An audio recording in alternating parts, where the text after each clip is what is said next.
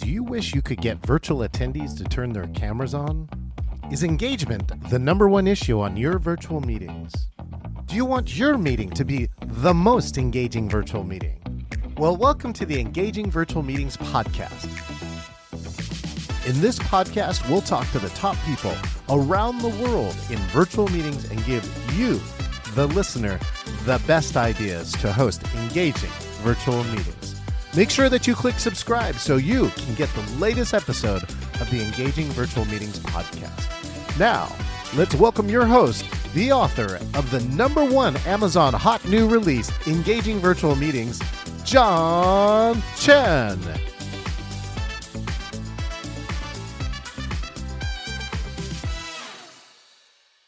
All right, this is John Chen, and it's Monday. And check out this, I'm in Monterey, California. I'm here actually running the virtual presentation summit today with our good friend, giving a shout out to Rick Altman. We had a fantastic day running a new model. He's one of the first to take hybrid, and he just said, I don't want to do hybrid. He actually split his conference to both in person and virtual. And he's one of the first to do this decision. And I'm curious to see what the outcome will be. You know, one of the things certainly is now we can optimize both venues, right? The in-person as well as the virtual for both of the platforms. And there's certainly some logic inside of that. So stay tuned. And if you want to check it out, search the Presentation Summit. Again, happening now and will happen again next year, which is already in the works. Meanwhile, when we're not producing programs, I get a chance. Oh, actually, when I am producing other programs, this is where I got to meet this next gentleman. I was at Learnapalooza, which I'm super proud about. Right, we ran three high hybrid rooms at the exact same time, and this gentleman was in one of them, and he's on one of my favorite topics around podcasting. Let's introduce the one and only Vernon Ross. Vernon. Hey, what's going on, man? Oh my gosh. I feel like I should have danced in. There is a dance contest for the people who walk on, right? There's not dancers and non-dancers, Vernon. So you got to figure out which team that you're on. I'll probably go team non-dancer. Oh my gosh. So Vernon, you hail from the great city of St. Louis. Is that correct? St. Louis, Missouri, right? That's Smack dab in the middle of the country. With the inclinator inside of your arch. For my friends who don't know you yet, Vernon, do us a favor. Tell us who you are and what you do. Sure. So I'm Vernon Ross. I'm a podcaster by trade. So I've been in the podcast industry, since like 2008. I work with companies to help them launch internal podcasts. I also work with a lot of public podcasts to help them launch podcasts as well. I do some facilitation and training and around subjects, D&I, and just about anything. I'm like a facilitator and podcaster at heart. So I have a lot of really good conversations with a lot of engaging people. Outstanding. Well, thank you with people on Facebook who already said, hi, John, and they're interested more in what you do, Vernon. Now, so you're saying that you started podcasting a long time ago, before the trend really maybe blown up. So tell me, how did you get into podcasting? You know, I fell into it. I had a client. She was really annoying. And the reason that she was annoying is because, and we're good friends, so I've told her the story. Okay. She kept telling me about podcasts. She had discovered a couple of business shows that were on podcasts, and they were talking about social media. And I was doing social media and digital marketing at the time and trying to help her with hers. And she just kept telling me stuff about these folks that were on these podcasts. And I'm like, oh my God, I guess I need to start a podcast. So I read Michael Hyatt's book, Platform. And I'm like, oh, okay, platform. I can have my own platform. So why not do podcasting? I felt like it was easier than video at the time. So I launched a podcast pretty much to satisfy this person that I was dealing with, and thought that if I interviewed some of the people she was talking about, it would just give me more authority in the business community. And that's pretty much how the podcast started. Shout out to Veronica Reed, who's watching also here on Facebook. And so give me some podcast stats. So I know you have to kind of now lay out the landscape of where podcasting is now. So Mhm. if you have to explain to somebody who knows nothing about podcasting, what are some of the numbers that you give out about it? About 150 million people a year now are aware of the term podcasting, what it is, and listen pretty much on a yearly basis. There's a really good report by Edison Research. I've referenced this report many a times, and they talk about it's called the Share of Ear Report or the Infinite Dial. And they talk about everything podcasting. They also talk about radio and listening trends, but more people are listening year over year to podcasting than just about any other medium. It's growing as radio is shrinking. Wow. It's keeping up with online video and streaming services. People are really consuming podcasts because it's bespoke audio content on whatever subject you want. So, whatever you're into, there is generally a podcast for it. And what do you think now too is there's lots of formats and there's lots of things that Mhm. died, right? You know, Oh, yeah. The pod beta, fade. VHS, even Clubhouse is kind of like in this Oh, yeah. auditory, but maybe didn't quite make it format. And Mhm. so, what do you think is the magic about a podcast that people like? For some, it's the simple podcast, no frills. They don't need the background music. They just want the information from the host. I think the magic, quite honestly, is the host. Some people think it's length. Some people think that it's production quality. It's really not. It's Mm. the host, and if the host is engaging with the audience that they've connected to, it goes back to the old days of radio. When you listen to a DJ, for folks that grew up with radio, and you listen to them all the time, you Yes. felt like you knew them. So if you happen to run into them in the street, you were like, "Oh, that's so and so from KWR or whatever it is," and you felt like you knew the person. It's the same way with podcasts. It's theater of the mind. It's in your ear and you build a connection to those folks. So I think the real magic of podcasting is the host. If the host is engaging, you'll have magic with your podcast. All right, let's talk about that then. What are like two or three of the top things that you think a host has? You say engaging, and that can mean a lot of things to a lot of Yeah. different people. So I'd love to hear like either maybe some of your favorite hosts or favorite Mhm. qualities of a host. You know, I don't know that I have any really like favorite hosts. Terry Gross from NPR, she's one of my favorite. Glenn Washington is Mm. also like an NPR guy. Snap Judgment, and he has a podcast called Spooked that's just about scary stories. They're Oh, great right. storytellers. Yeah, you like Spook? I love Spook. I've heard about it. I've heard. Again. These are some of those too. There's so much content out there. You're trying to figure Yeah, who's hot and who should I listen to. On my list was Freakonomics, right? Freakonomics, based right. off of the book, did a really good job on, they're on Stitcher, and you can Mhm. actually hear the progression of their podcast. Because I actually went Yeah. backwards after I liked it and went from episode one and listened to them Mhm. as they went through episode 100 and 200, and they found a groove too. I think that's something Yeah. around it, Vernon, which is uh, all podcasters should stick with it. Yes. Because you'll find a Yeah. groove, even if it sucks in the beginning, you somewhere along the line you will find the groove, It right? will suck in the beginning. No, no matter who you are, it's gonna suck. It may be a version of good, but it's not gonna be great when you first start. So get past that 10th episode. So there's a saying in podcasting, it's been around for a few years now. A guy named Cliff Ravenscraft actually coined this stat is that most podcasts fail about 80% after or before episode number 10 because they get in and they realize exactly how difficult it is to produce a podcast, particularly if you're doing it every day.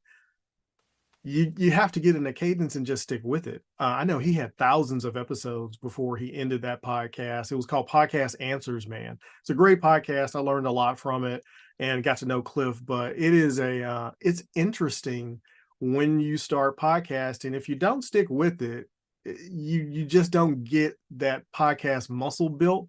So no matter how bad it feels, just keep sticking with it. Keep doing your guests, keep doing those interviews. And if it's just like a single talking head, there's so much content out there. There's an inexhaustible amount of content and things to talk about.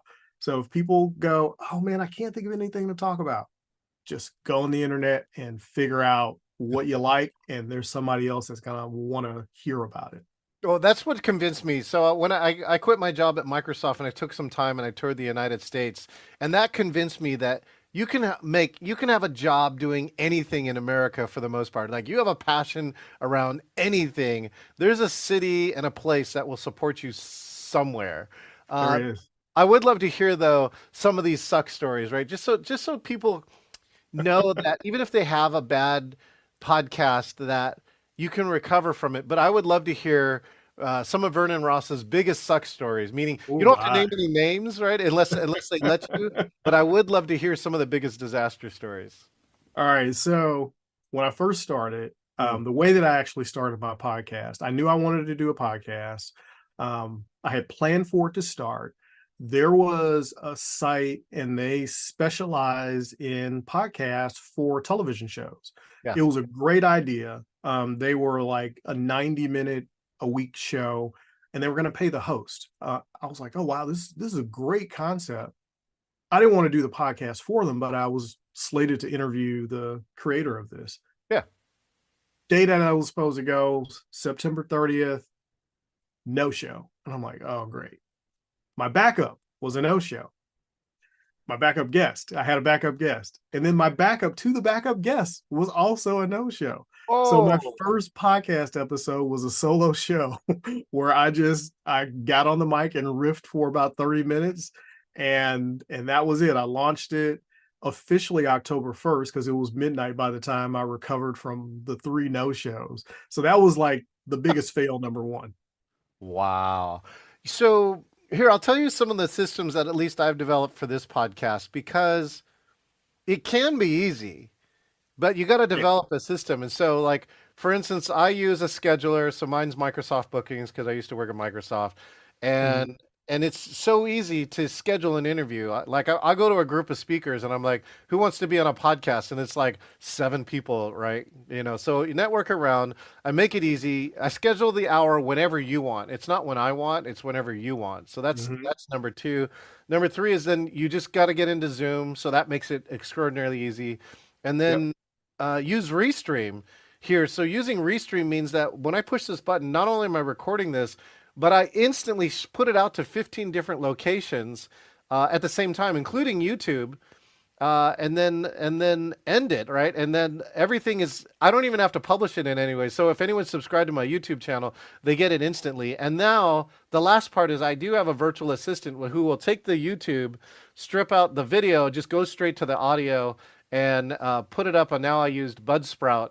And now the Buzzsprout is going to another 13 different places distributing a Mhm. podcast. So, there are ways. I know it sounds like I said a bunch of stuff, but here's the funny part. It's like, all I have to do is follow my calendar, push a few That's it. buttons, and now I'm almost up to episode 100, Vernon.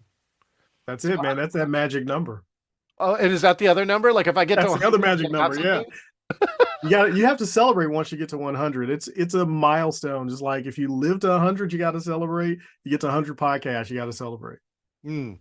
What's the best way to, the one challenge I still have as a new podcast though is getting people to subscribe to it and of course listen. So one of the things we track is downloads and other stuff like that. So what do you Hmm. think is the number one tip then after you make the podcast? It's kind of like an author, right? Everybody who wants to be an Yeah. author, I tell them writing the book is only 20% of the problem. Selling the There book it is is. the other 80%, right? Yes, it So, is. And your publishing company, if you have one, they won't do it for you.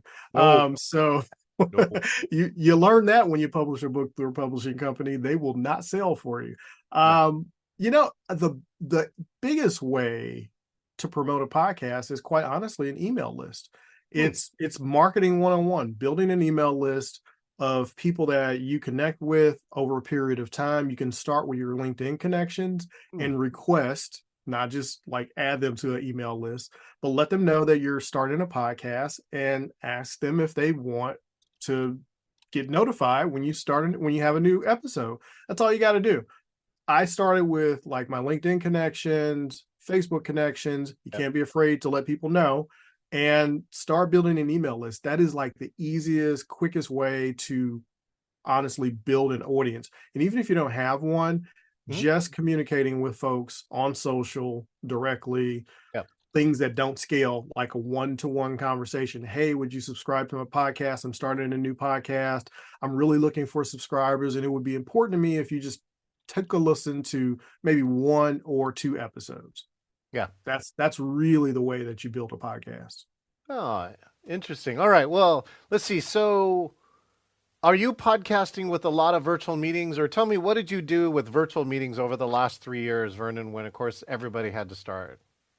What was funny, most of my virtual meetings were speaking gigs. I had been speaking in person at conferences and stuff like that, and doing some podcasts via video. Most of mine were audio only, although we would do the video just to make the guests more comfortable. Sometimes they weren't. So if they weren't comfortable, we shut the cameras off and do audio only.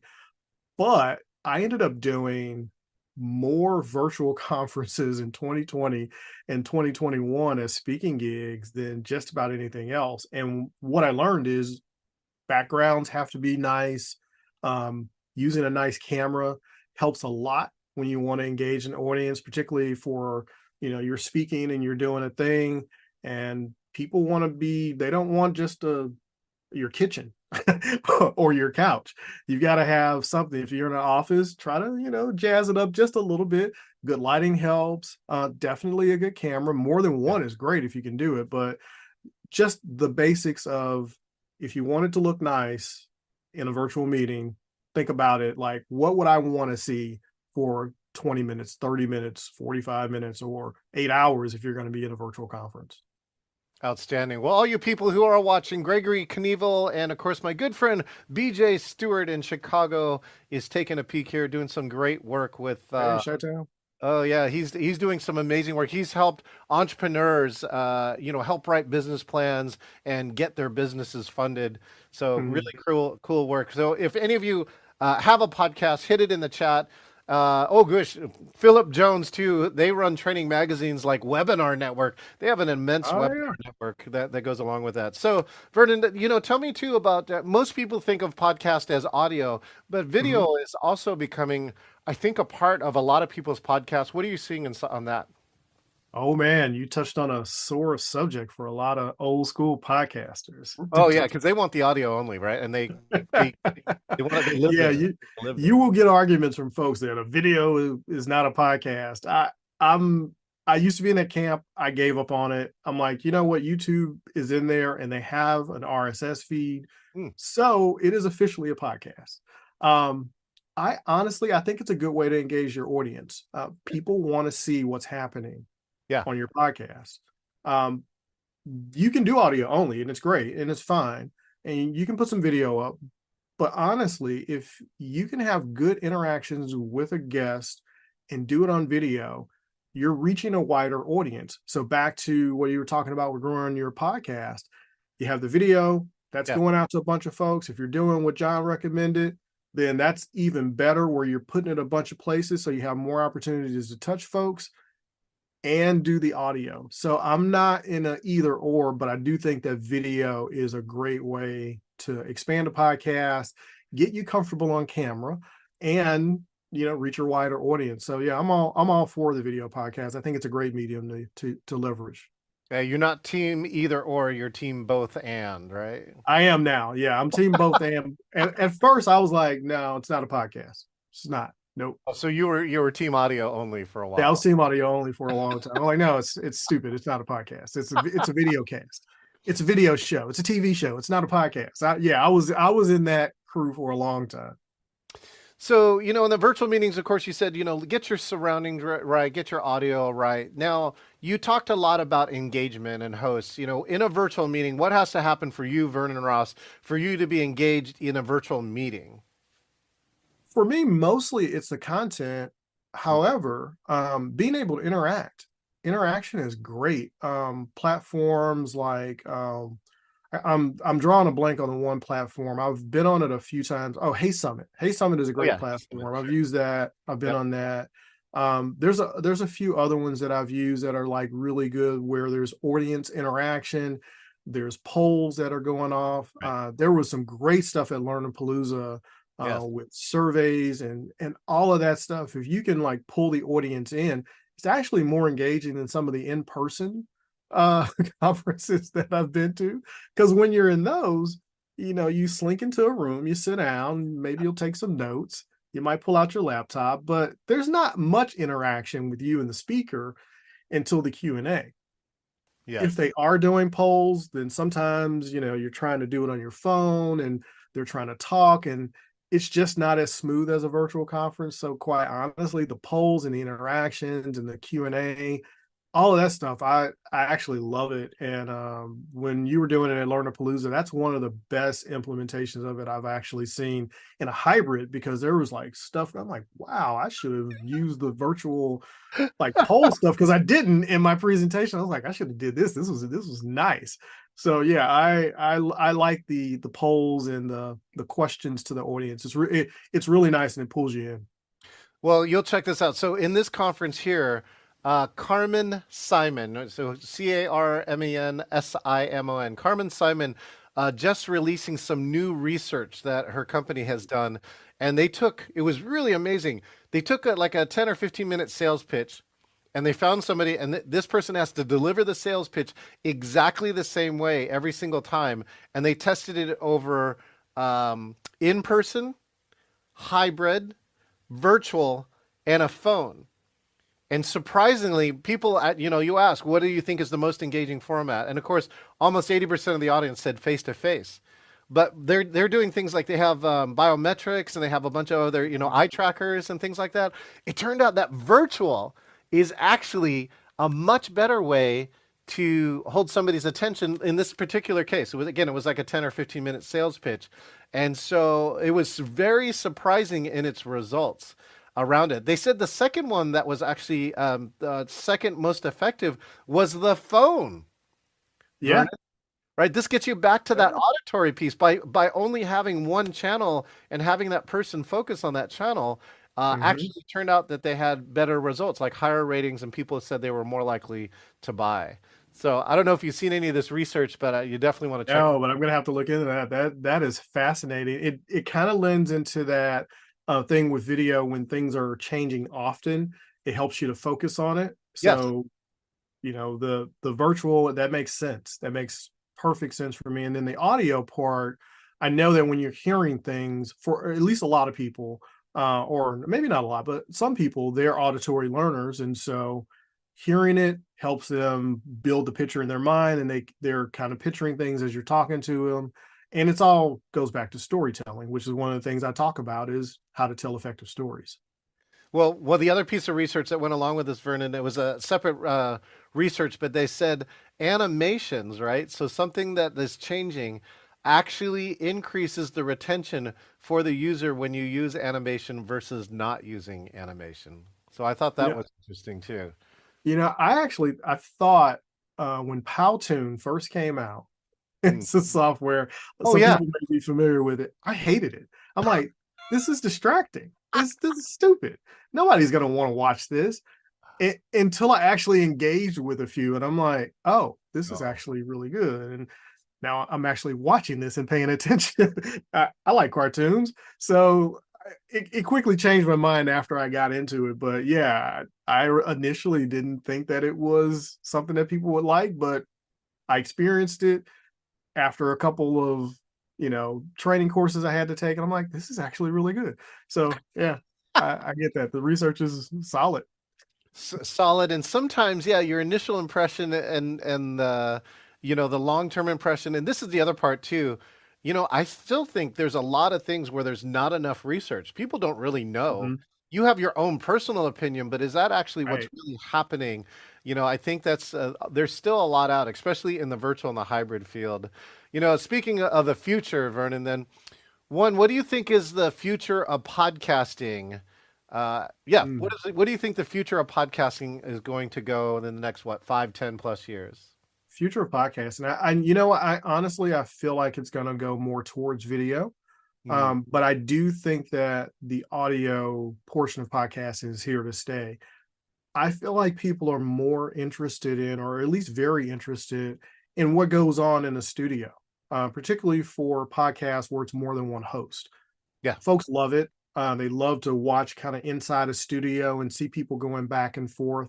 And I think, quite honestly, because of reality television, when you have that camera changing back and forth to people as they're talking, it does pull you in, even if you don't like reality TV. It's a very effective way of delivering content to folks. So I really see podcasting evolving to that, where shows are going to become a lot more mature and a lot more production, and people are really going to go for the video production quality and distribute it via podcasts, and then have maybe an audio companion to that podcast that's not everything that was on video, but highlights and things that are going on like that, which you're now starting to see for series like Netflix series and movies. Almost every last one of them have a companion podcast that comes out now that talks about special things that are happening with that particular show. So I kind of think that's where it's going, more specialized, higher production values. That's pretty much where I think it's going.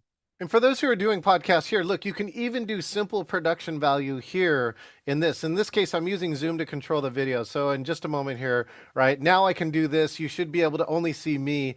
And one of the best things that you can do, the default is just come on here in the beginning, right? Add your guest here.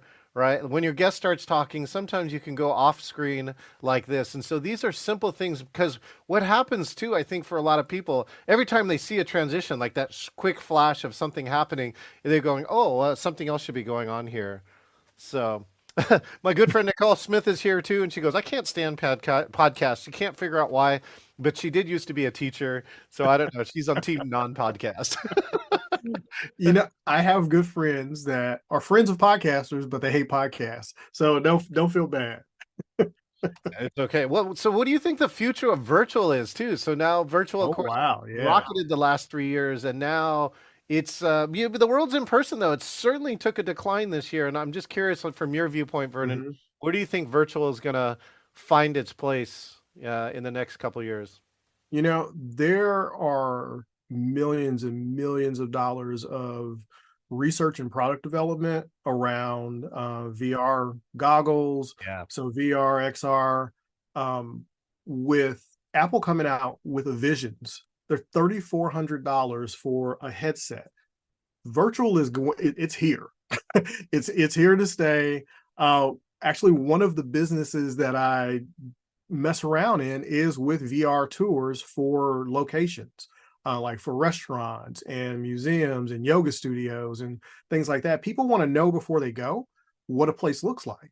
And a virtual tour is a really easy way to highlight what's going on in a business. Google has their street view. And so when you can click on a street view and see what a place looks like, I happen to scope out vacation spots when we're going on vacation to see what it's like.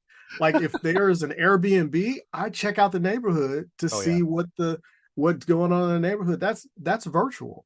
VR tours where you have on an Oculus and you can look around, or whatever headset you're using.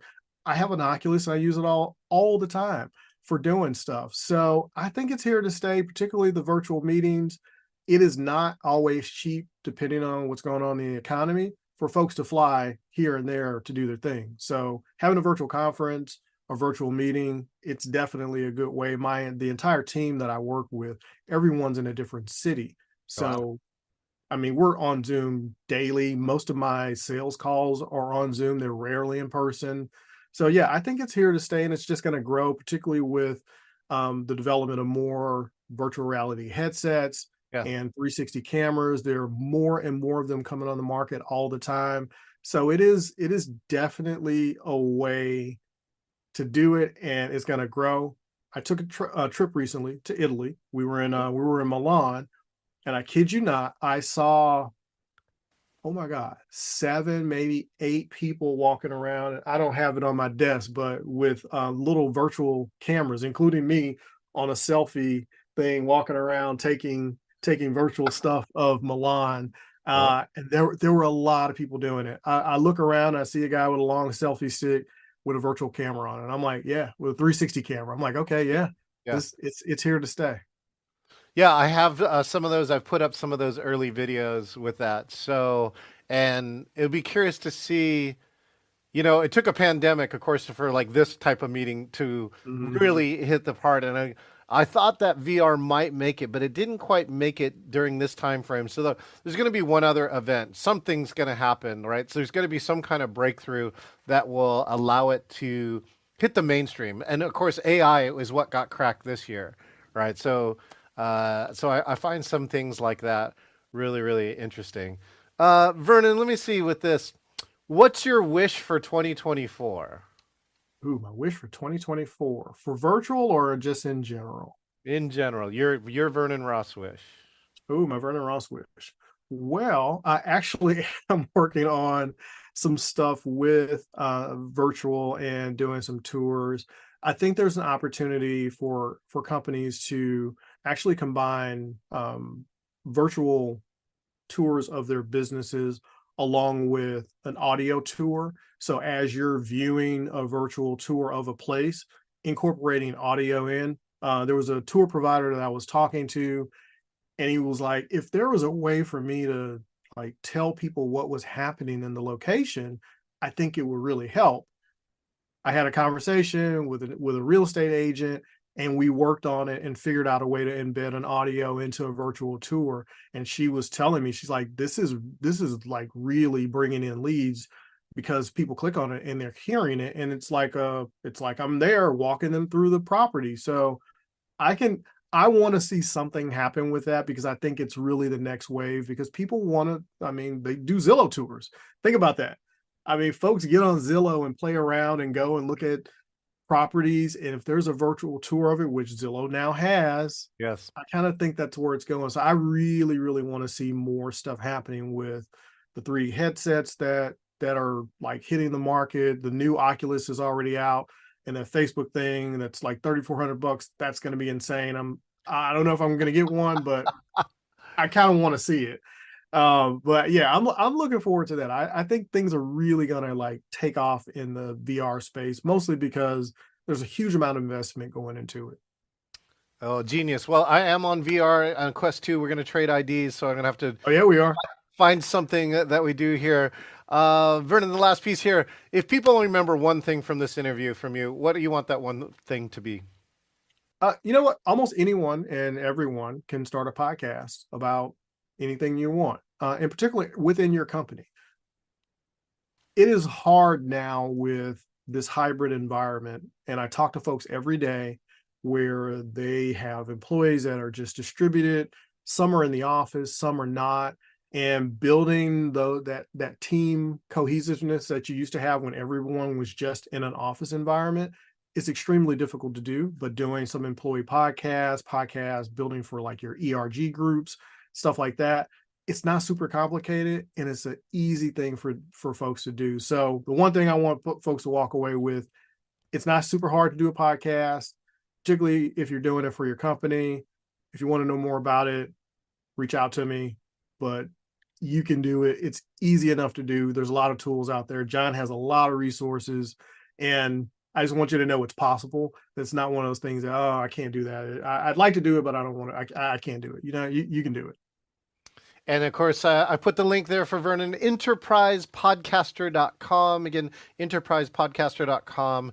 Go check it out. Go meet Vernon. He's on the speaking tour too, because he got a lot of practice during the pandemic.